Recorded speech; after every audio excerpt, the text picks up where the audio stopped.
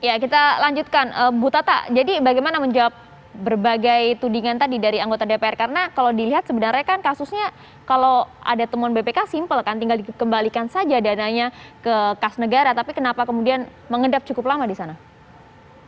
Oh ya, kalau Pemprov DKI sebetulnya sudah menindaklanjuti ya, karena ketentuannya kan memang dalam waktu 60 hari harus ditindaklanjuti, dan semua temuan itu oleh Pemprov DKI sebetulnya sudah beres.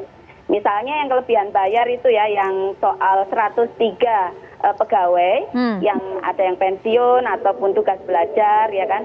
Nah itu sebetulnya bukan hanya di Pemprov DKI ya, Pemprov DKI itu hanya 103 kasus.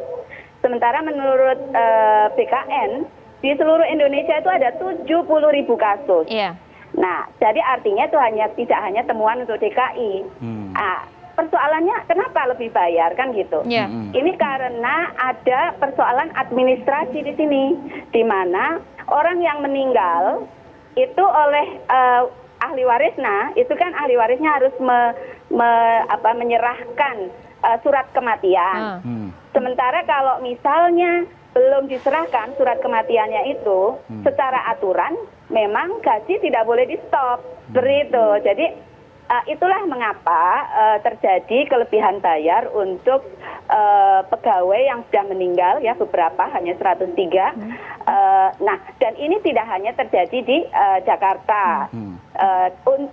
Sekarang sudah mulai ditagih ya, dan kemudian kita akan terus menagih sampai kemudian selesai. Bu Tata, saya meminjam kalimat yang disampaikan oleh Bang Warwara ya. Artinya begini, kalau misalnya memang ada maladministrasi, tentu kan harus ada yang ditunjuk hidungnya, kan begitu. Nah, ini kan kita kan bukan berarti mengelak dari jeratan pidana bila mana memang itu masuk unsur pidana di sini. Tanggapan Ibu? Ya, kalau yang di DKI yang sekarang ini tidak ada indikasi fraud. Jadi semua itu kan berdasarkan pada proses atau prosedur yang memang sudah tepat gitu. Nah, ada sih dulu ya di tahun 2016 itu temuan yang indikasi fraud itu ada, yaitu di kasus tanah Cengkareng Barat, ya kan?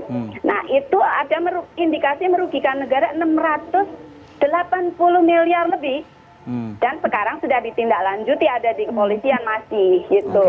Karena diketahui oleh BPK bahwa tanah milik dinas KPKP kok malah dibeli oleh dinas perumahan rakyat. Nah, itu ada indikasi fraud di situ. Jadi saat ini sebenarnya masih diproses untuk mengembalikan sisanya tersebut ke kas negara begitu kan, Bang Manwara? Ya, jadi kembali tadi, tentulah Ibu Tata akan membela korpsnya secara Pemprov. Ya toh, penjelasannya itu kita tangkap sebagai penjelasan yang sangat normatif. Tetapi kita dalam sistem pengawasan kita kan harus melihat apa yang terjadi di balik itu. Iya. Jadi apa, Bang? Misalnya, contoh nih, ya, kita fokus dulu kepada lebih bayar. Nah, kelebihan pembayaran ini kan harus kita lihat. Apa sebabnya dia bisa lebih bayar? Apakah karena misalnya kalau ini yang dikontrakkan kepada pihak ketiga, karena ada unsur markup. Nah, ini harus kita periksa lebih lanjut. Kemudian yang kedua, apakah karena ada kekurangan volume? Di dalam temuan BPK itu ada. Ada.